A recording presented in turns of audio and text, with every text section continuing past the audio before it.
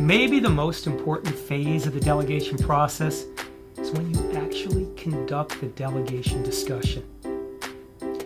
That discussion should be a collaborative, two-way dialogue. And at the end of the conversation, both you and the delegatee should have a shared understanding of the assignment, a shared understanding of their level of authority, as well as a concrete plan for how the two of you will work together in a way that's mutually beneficial. The way you approach the conversation, the level of detail that you provide can differ from one conversation to the next. But in general, consider 6 distinct steps. 1. Describe the assignment. Outline the work you are delegating. Explain the work. Discuss why you are delegating the task to them and the potential benefits. Specify the desired results, including the specific deliverables or outcomes and the deadlines for which they will be accountable.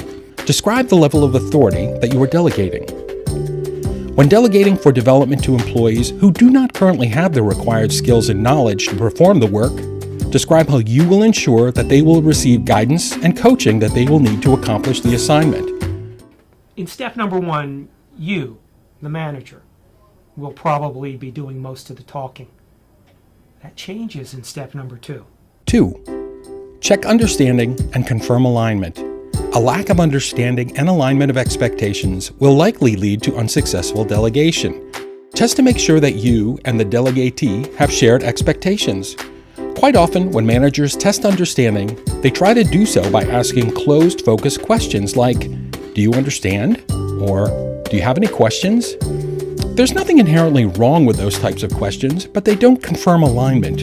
Usually, it's a better strategy to ask the employee to summarize the assignment in their own words. As they do, you can use clarifying questions and active listening to test understanding. Step number 3 is to discuss potential barriers and jointly strategize. Now, this step is always important, but it's even more essential when you're delegating for development. Begin by soliciting potential problems from the employee. Ask the delegatee, what problems, what challenges do you see in accomplishing this assignment? As they identify potential roadblocks, engage them in a collaborative problem-solving conversation about what they could do to prevent or what they could do to respond to the issue if it actually occurred.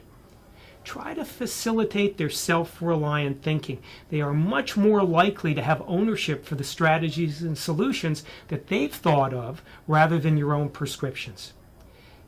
If they can't come up with a solution, provide guidance and direction to coach them.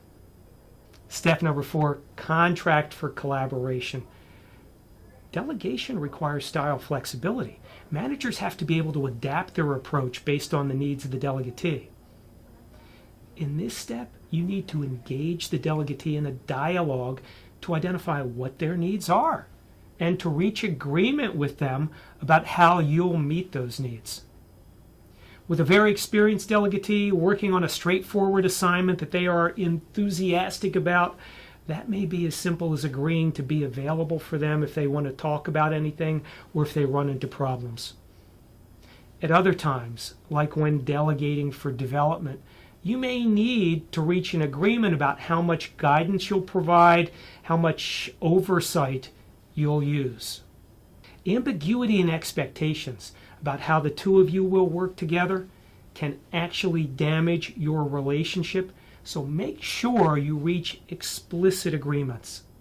Number 5, agree on guidelines for communicating and keeping in touch. Effective delegation requires ongoing communication and monitoring. Without clear guidelines, oftentimes the manager will fail to provide adequate guidance, support, or oversight, and the delegatee will underperform or outright fail. At other times, the ambiguity can cause managers to overmanage with a constant stream of emails, phone calls, or drop-in visits to check on the status of an assignment. Agree on checkpoints, at which time you and the delegatee will meet to review progress. Those checkpoints are also your opportunity to provide the delegatee with any coaching or support they need. It's also probably a useful idea at this point to discuss the types of circumstances that the delegatee may encounter that will necessitate them reaching out to you between scheduled meetings. This is a great way of retaining control without micromanaging. Finally, step 6. Bring the discussion to a positive, natural conclusion. Summarize any points that you believe need reinforcing, confirm the employee's level of commitment for the assignment, and express confidence in the employee's ability to accomplish the assignment. These 6 steps are customizable depending on the situation, but they're a great framework for mindfully conducting a delegation conversation.